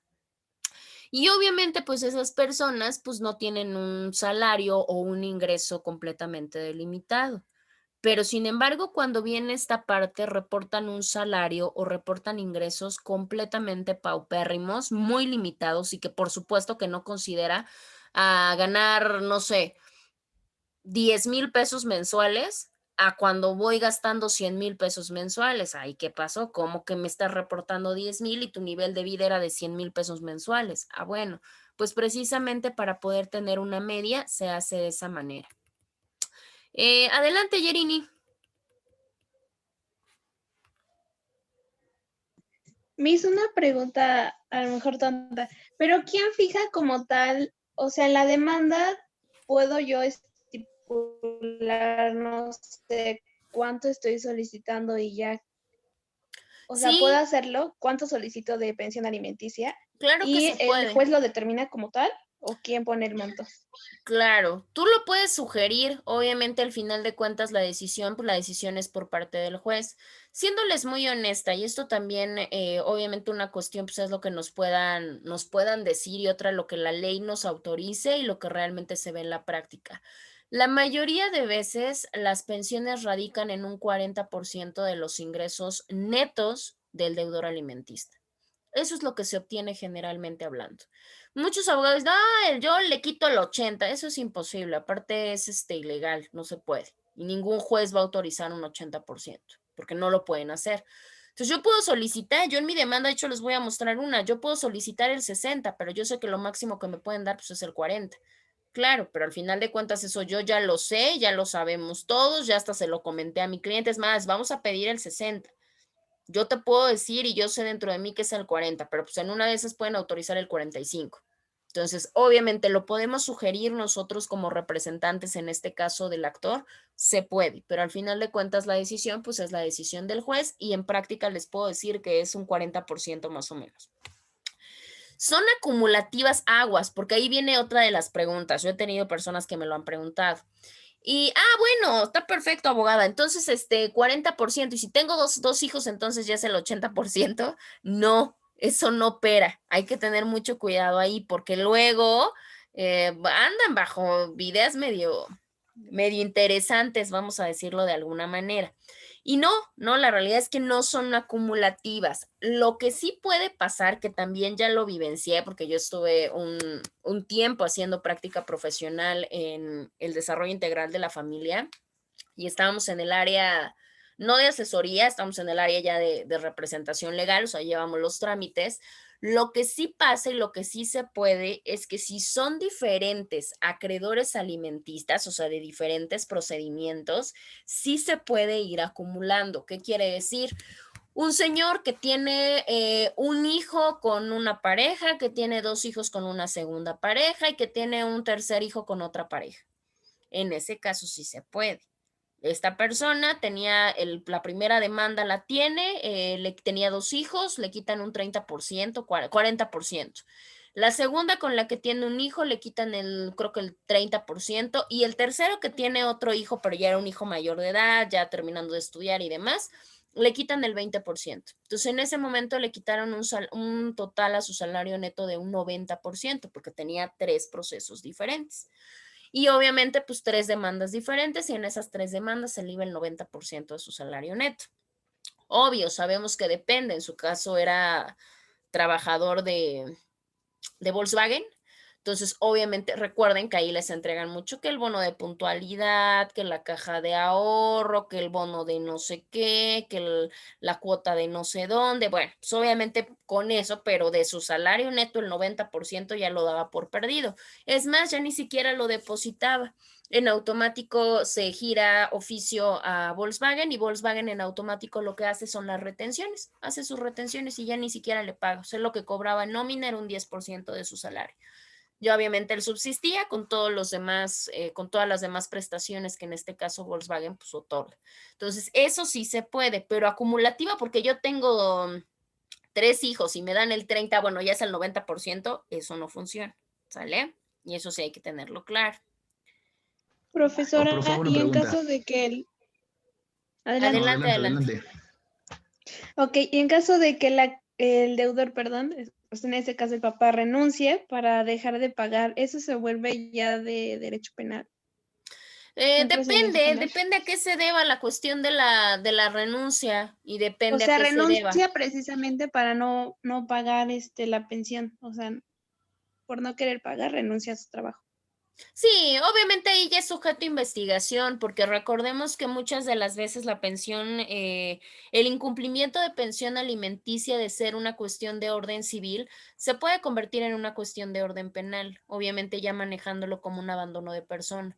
Y en ese caso, pues obviamente ya se le da el seguimiento y se le da la persecución a través, obviamente, de la cuestión penal. Eso ya dependerá y obviamente ver si existe algún tipo de dolo o si existe algún tipo de mala fe en el actuar del deudor. Obviamente eso ya se tendría que ver, se tiene que ver también el seguimiento de si tienes alguna propiedad, aunque haya salido de tu trabajo, si tienes alguna propiedad o algún otro mecanismo desde el cual pues obviamente puedan asegurar o garantizar pues la cuestión de las pensiones alimenticias futuras. Ujú. Ok, mis gracias. Sí, de nada. ¿Quién más iba a hablar antes de cruzaron ahí? Yo, profa. Adelante. El trabajador, bueno, esta persona, el trabajador se puede quedar sin dinero, o sea, de que tenga varios hijos, por ejemplo, y todos le piden la pensión, ¿se puede quedar sin dinero?